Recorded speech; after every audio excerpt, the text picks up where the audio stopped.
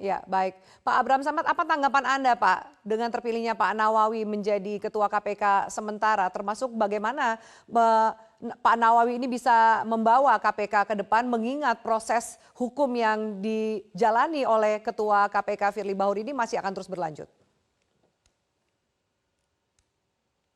Ya, halo. Ya, silakan Pak.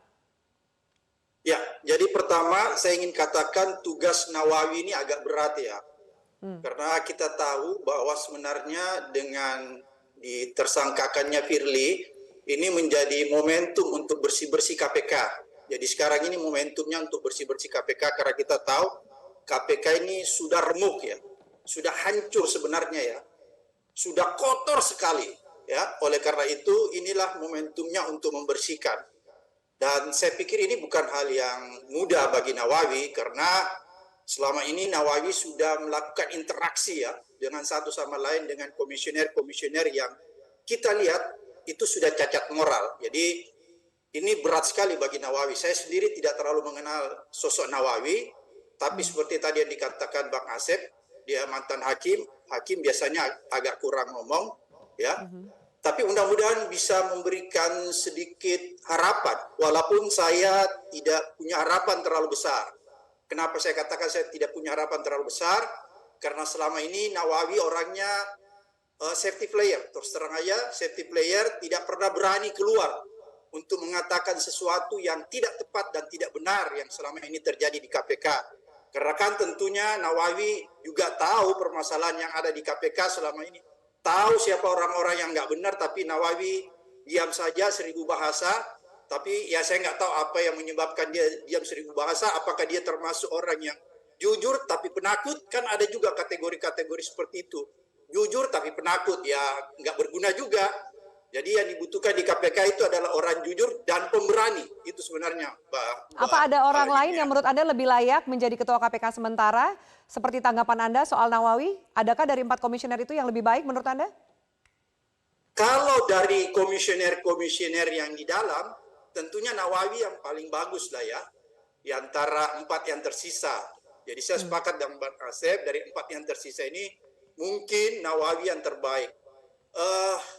Saya sudah sampai pada posisi bahwa kalau mau mencari yang lebih baik lagi, harusnya diambil dari luar kan, sebenarnya begitu. Tapi karena tidak memungkinkan, maka menurut saya pilihan Nawawi ini adalah pilihan yang sebenarnya menjepit kita ya. Kenapa saya katakan menjepit? Buah si malakama ya, buah si malakama. Tapi nggak apa-apa, Nawawi adalah yang terbaik di antara yang ada sekarang karena yang lainnya udah cacat moral. Seperti tadi yang dikatakan Mbak Asep, sudah beberapa kali ada indikasi-indikasi paling tidak pelanggaran etik. Oleh karena itu, ya marilah kita menyambut dengan terpilihnya Nawawi ini, tapi dengan catatan kita tidak bisa memberi dia cek kosong di Nawawi. Kita harus isi ceknya, ditulis ceknya. Cara menuliskannya yaitu apa-apa saja yang menjadi PR berat Nawawi. Itu yang harus dia lakukan, nggak boleh dia diam 1000 bahasa seperti itu. Dan dia harus punya tugas membongkar siapa komisioner-komisioner yang terlibat. Karena saya yakin ya Mbak ya, bahwa sebenarnya Firly itu tidak sendiri. Karena kita tahu bahwa kalau kejahatan korupsi itu rata-rata kejahatan yang tidak dilakukan atau tidak bisa dilakukan seorang diri.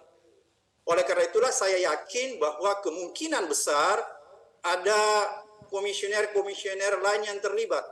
Oleh karena itu ini penting dibongkar. Karena kalau nggak dibongkar, komisioner-komisioner yang terlibat masih bercokol di KPK itu yang bisa merusak dan menyulitkan nanti Nawawi. Oleh karena itulah menurut saya polisi harus mampu ya membongkar siapa lagi komisioner-komisioner yang terlibat dan juga ini menjadi tugas berat Nawawi untuk membongkarnya. Jadi Nawawi nggak boleh diam, dia harus membongkar siapa komisioner yang terlibat. Kang Asep menanggapi tadi statement dari Pak Abraham Samad, tanggapan Anda Kang Asep bahwa kemudian ternyata diam itu bisa diartikan banyak hal. Jangan-jangan disampaikan Pak Abraham Samad, jangan-jangan dia takut. Tanggapan Anda Kang Asep, termasuk juga komisioner yang lain yang jangan-jangan juga terlibat dalam kasus yang saat ini menjerat Ketua KPK Firly Bahuri.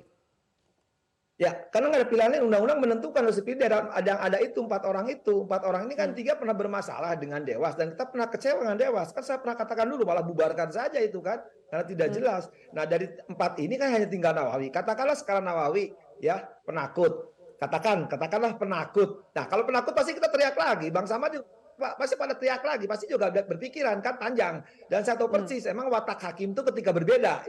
Saya tahu pasti Nawawi juga setiap kan ketika diambil musyawarah Pak Abraham Samad ini pengalaman nih pas dengan timnya dulu kan pasti ketika menentukan dia terjepit tinggal sendiri ya lebih baik dia diam ya. Kalau di istilah hakim itu kan dari dissenting lebih baik dia diam, yang penting udah menyatakan itu mungkin. Nah sekarang ketika dia diberi kewenangan amanat, terlepas katakanlah dia penakut tidak ada keberanian, suka nggak suka sebagai pimpinan KPK pasti dia berteriak, apalagi sekarang diberi kewenangan dia sebagai pimpinan harus mengambil alih. Nah apakah yang 3 juga masih akan menurut seperti yang dulu dilakukan oleh Perli? Saya yakin Nawawi bukan sifat itu. Saya tahu persis Nawawi kan berasal setidaknya dekat kampungnya Pak Abraham Samad kan, harga diri itu yang sekitar. Nah, itu harus kita dorong. Satu itu. Kedua, nah sekarang kita cek kosong itu tinggal kita isi. Selama ini kan salah satu modusnya bagaimana Firly melakukan itu kan sejak zaman deputi. Saya masih ingat bagaimana modus-modus ketika ada perkara-perkara harus dilanjutkan, tidak dilanjutkan karena tanda petik ada gratifikasi, ada pemerasan, ada selesaikan cara adat, ada yang ditutupi. Nah itu harus dibuka. Saya yakin Nawawi tahu itu. Ketika Nawawi tahu itu, dia harus berani mengungkap kepada publik.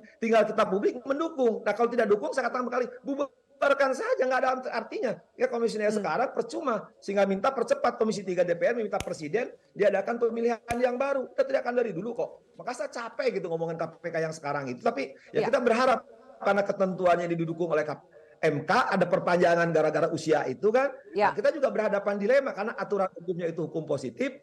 Maka suka nggak suka kita hanya berharap dengan Nawawi. Nah kalau Nawawi sekarang kita nggak percaya, siapa lagi kan? Nah makanya kalau Kang Asep, nanti kita minta tanggapan narasum yang lain. Kita harus mendengarkan kumandang azan maghrib berikut ini. Kita lanjutkan dialog ini, tetaplah bersama kami.